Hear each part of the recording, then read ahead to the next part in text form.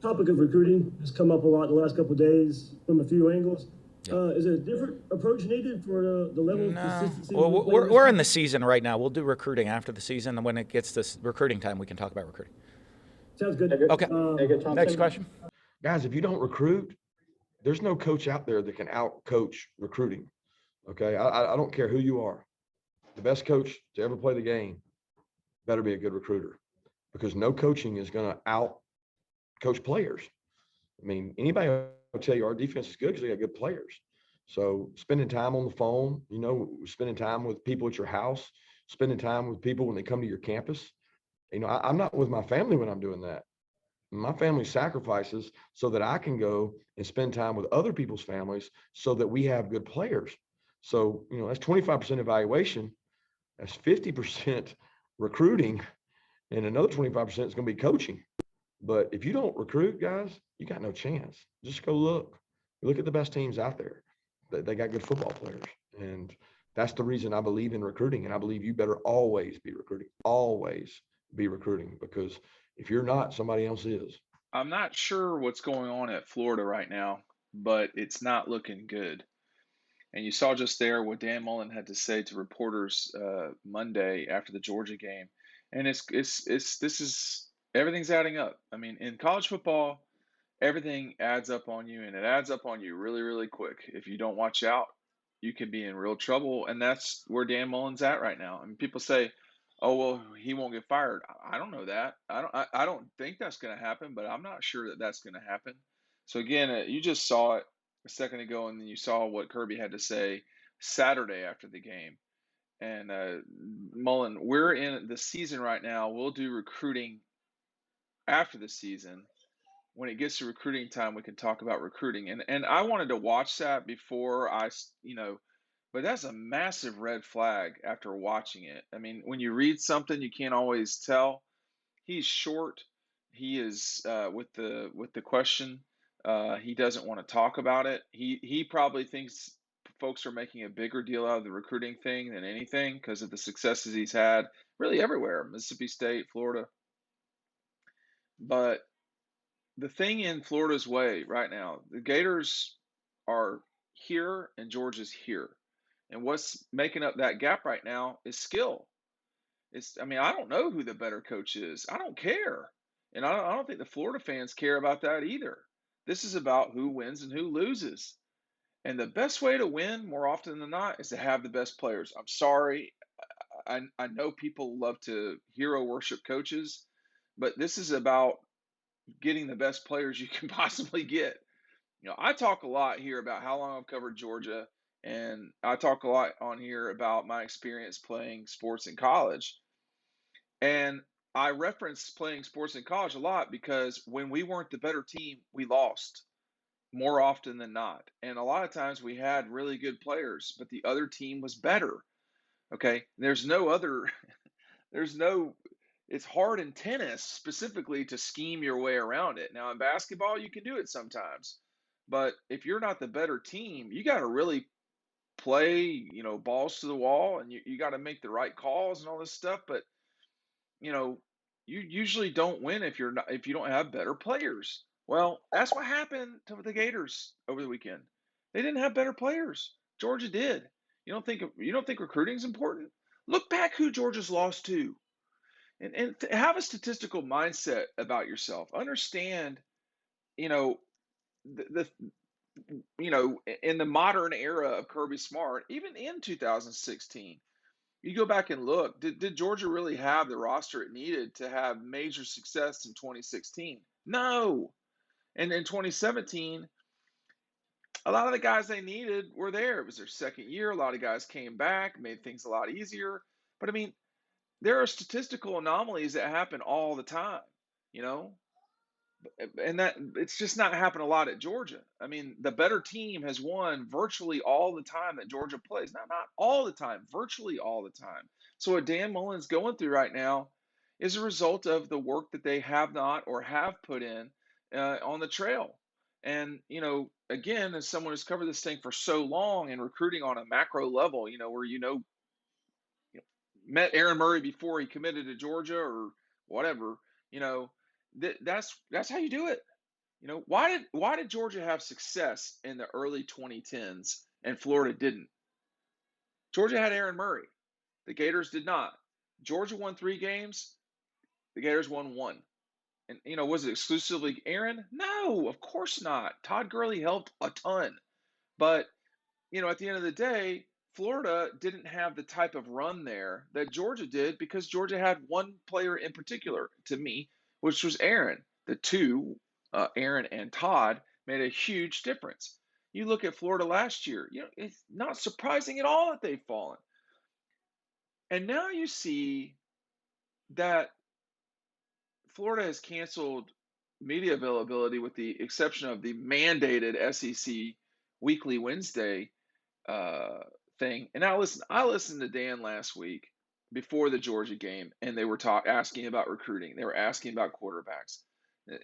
I think it happened after the game and now on Monday. So it's like a theme. It's a thing that keeps going over and over and over again.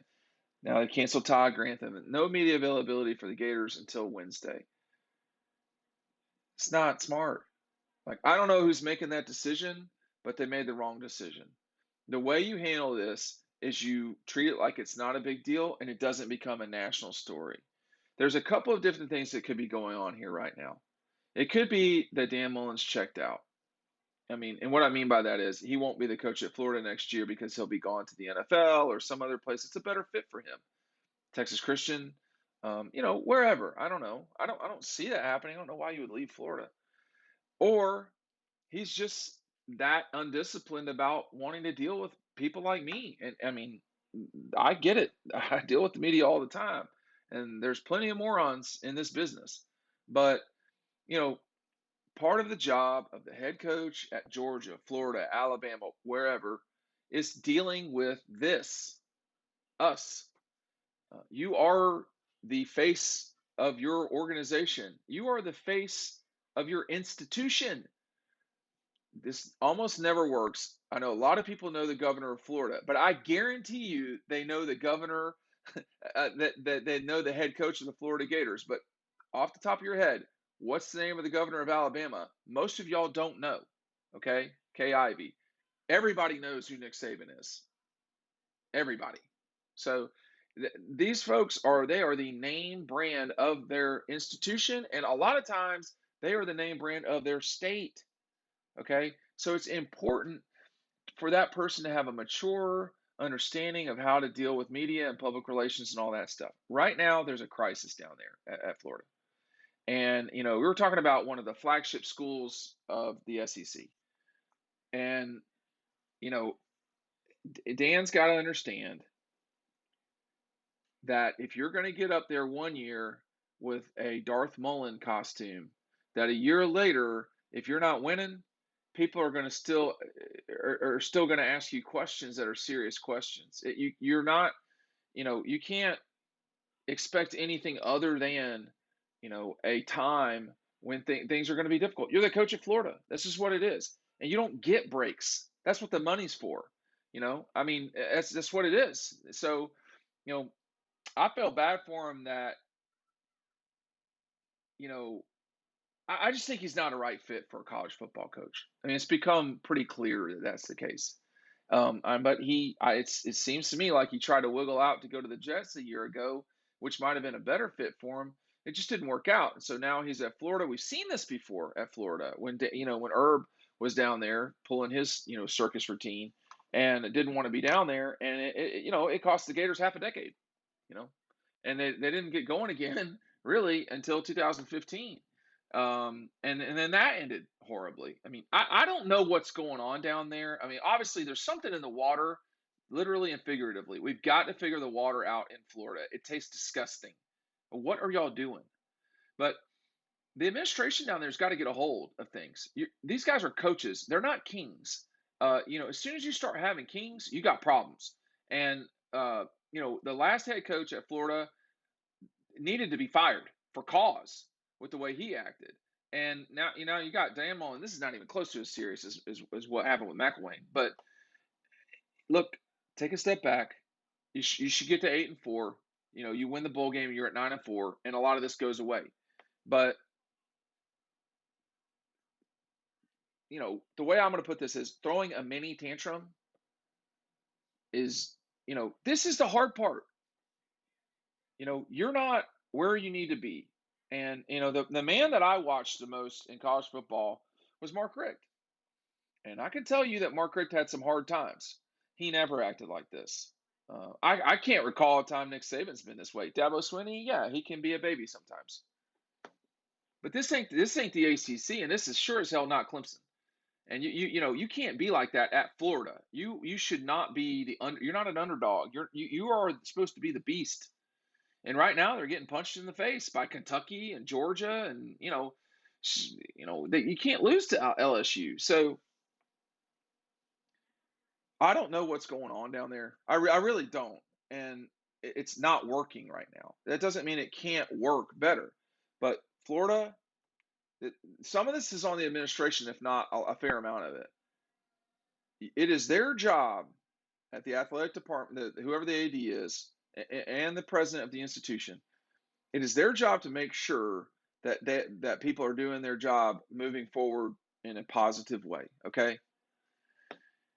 And it is also their job to not give an extension and a raise to someone who lost 4 games the season before and went backwards at the end of the year. I don't know, but having been on a board of trustees at a school, you can't allow this stuff. I mean, like, the AD has to chill this thing out quickly. They need to reverse this right now and say that Grantham is available Tuesday, that Dan will be available Tuesday, not Thursday and Friday, no. But you're going to freeze out the local media. You cannot do that with your contractual partners in Disney. So it's going to look worse later this week. There's just nothing good about this right now. And they're making it worse. Just move forward in a way that gets you through to the Carolina game. Then you beat Samford's brains in, and then you go kick Missouri into further into Middle Earth, and you get ready for Florida State. That's a must-win game for them. And if they don't win that game, it is probably time for a change. I mean, I'm sorry, but it's just not good enough. And the wins that the Gators have this year are Florida Atlantic, South Florida, both just not great teams. Tennessee, Vanderbilt, who is horrible. And then, you can close it out and be 8-4, but the loss to LSU is inexcusable. But it's just all this other stuff. Look, Dan's got to understand where he's at with these things. I mean, I would be saying the same exact thing about Kirby.